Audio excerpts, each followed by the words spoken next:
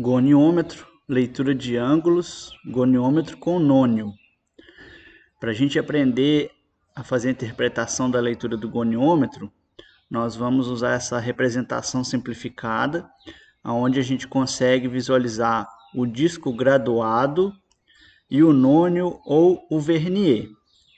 Essa representação ela é como se fosse uma ampliação do que acontece no equipamento, no goniômetro. É como se a gente estivesse com uma peça posicionada dentro do goniômetro, mas estivesse observando apenas a coincidência dos traços, apenas a leitura. Então, essa representação que a gente vai usar para fazer a leitura de medidas, leitura dos ângulos, é como se a gente tivesse dado um zoom nessa regiãozinha. Então, vamos aprender a fazer essa leitura. Como todo instrumento de medida, o primeiro passo é sempre descobrir qual a resolução do instrumento, ou seja, qual a menor medida que ele consegue ler, qual o valor dos tracinhos do nônio desse instrumento. No caso do goniômetro, para a gente fazer esse cálculo, a gente divide o menor valor do disco graduado, que é esse disco aqui de cima.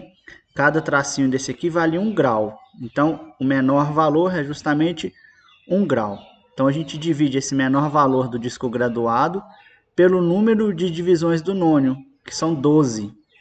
O nônio do goniômetro, ele possui, na verdade, 24 tracinhos. Isso porque ele pode fazer a leitura nos dois sentidos, no sentido horário e no sentido anti-horário. Na verdade, são como se fossem dois nônios grudados um no outro. Então, a gente considera, para fazer o cálculo da resolução, apenas esses 12 tracinhos, seja de um lado, do lado direito ou do lado esquerdo. Então, o cálculo da resolução, 1 grau dividido pelos 12 tracinhos, a gente transforma graus em minutos. Então, 1 grau é igual a 60 minutos. 60 minutos dividido por 12, a gente tem 5 minutos. Então, cada tracinho desse aqui do nônio equivale a 5 minutos. Como a gente vem feito em outros instrumentos, como no paquímetro, no micrômetro, o segundo passo é sempre descobrir a medida, no caso do paquímetro seria da escala fixa. Aqui no caso do goniômetro, é descobrir a dimensão representada no disco graduado. Para a gente fazer isso, a gente tem que localizar o zero do nônio, está aqui, esse tracinho, o zero do nônio, e observar qual traço o zero do nônio ultrapassou no disco graduado. O zero do nônio ultrapassou esse tracinho aqui do disco graduado. A gente tem aqui a medida correspondente a 20 graus, e o zero do nônio ultrapassou o 20, o 21, o 22, o 23 e o 24 graus. Então, aqui no disco graduado, a gente tem uma medida de 24 graus. O terceiro passo é descobrir a leitura do nônio.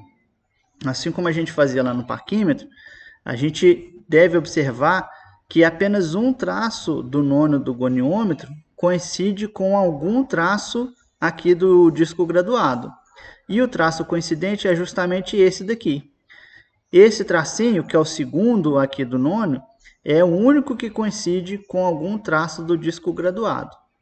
Como cada tracinho desses aqui equivale a 5 minutos, a gente tem aqui 5, 10 minutos. É só contar de 5 em 5.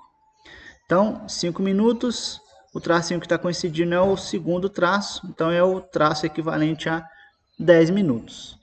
Por fim, basta somar as duas medidas, ou seja, 24 graus no disco graduado, mais 10 minutos no nônio, a gente tem uma medida correspondente a 24 graus e 10 minutos. Não é necessário transformar tudo para minutos, não é necessário transformar tudo para graus.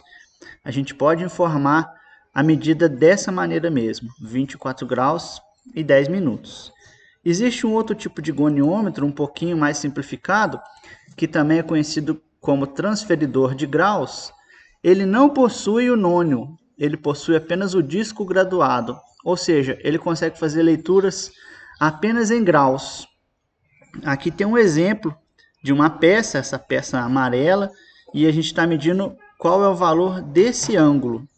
Então, esse ângulo, a gente colocou essa peça a gente colocou ela em contato com o transferidor e a gente percebe que o ângulo é indicado pela reguinha do transferidor. Logo, a indicação aqui é que essa peça tem um ângulo igual a 120 graus.